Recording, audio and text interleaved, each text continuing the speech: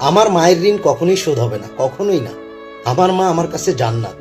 আমার বাবার কষ্ট শ্রম কখনোই আমি বিফলে যেতে দিব না। এই কথাগুলো যখন নিজের মধ্যে ধারণ করি, আসলে খুব বেশি ইমোশনাল হইতে হয় ভাই।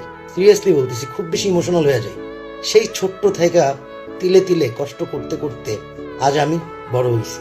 কিন্তু যখন চিন্তা করি এই বয়সে আইসাও যখন বাবা মার মুখে ওই ধরনের হাসি না ফুটাইতে পারি, নিজের এত ব্যর্থ একজন মানুষ মনে হয় ভাই। বিশ্বাস করবেন কিনা জানি না, নিজেকে খুব বেশি ব্যর্থ মনে হয়।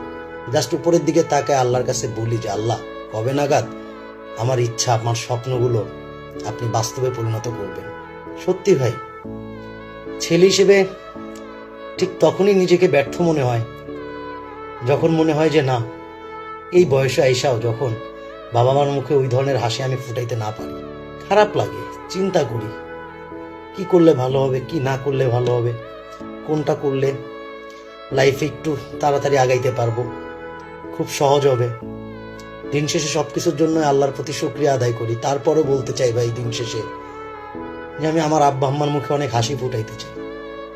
আমি আমার আব্বা আম্মার মুখে সারা পৃথিবীর ভালোবাসা আমি একত্রে যদি কইরা দিতে পারতাম, তাইলে নিজেরে খুব বেশি বুঝাইতে পারতাম। আসলে খারাপ লাগে, সিরিয়াসলি বলতেছি ভাই, খুব বেশি খারাপ লাগে, কষ্ট লাগে। আমার শুধু এতটুকুই ইচ্ছা, স্বপ্ন, যাতে করে নিজের জন্য না হোক আমার বাবা মায়ের মুখে যাতে আমি হাসি ফুটাইতে পারি।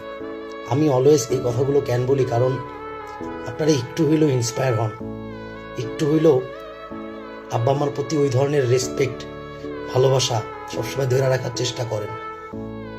কারণ দিন শেষে ভাই বাবা মা এই তো, এরাই সব, এরাই আপনজন, এরাই সব কিছু।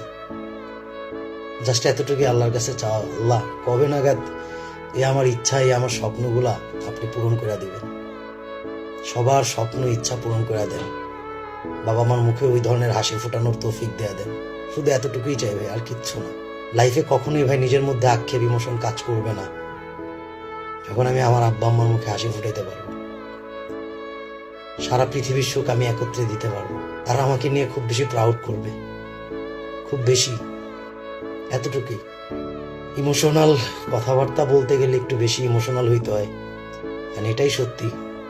বাবা মা মানে বাবা মা, তাদের কোনো সংজ্ঞা, তাদের কোনো এক্সপ্লেন, তাদের কোনো ডেফিনেশন, কোনো কিচ্ছু নাই, কিচ্ছু না। জাস্ট এতটুকুই বলতে চাই ভাই, ওইভাবে বাবা মাকে রেসপেক্ট করেন, ভালোবাসেন। অন্তত দিন শেষে এতটুকু নিজের মধ্যে ধারণ করেন, এরাই আপনার আপন মানুষ, এরাই আপনার আপনজন, এরাই আপনাকে সবসময় সেভ করবে, এনারাই আপনাকে খুব বেশি ভালোবাসবে, আর এনারাই আপনাকে খুব বেশি আদর করবে। আপনি না খায়া থাকলে এনারাই আপনাকে জিজ্ঞেস করবে। সবকিছু মিলে ভাই কোথাও কোনো শান্তি না পাইলেও এই মানুষগুলোর কাছে গেলে অবশ্যই আপনি শান্তি পাবেন। তো এই আর কি ভাই, ভালো থাকবেন, আর ভালো থাকুক পৃথিবীর সকল বাবা মা, যারা আমাদেরকে তাদের নিজের শখ আহ্লাদ সব থেকে সরায়া আমাদের শখ আহ্লাদ গুলার প্রায়োরিটি বেশি দিছে। এতটুকুই বলা, ভালো থাকে।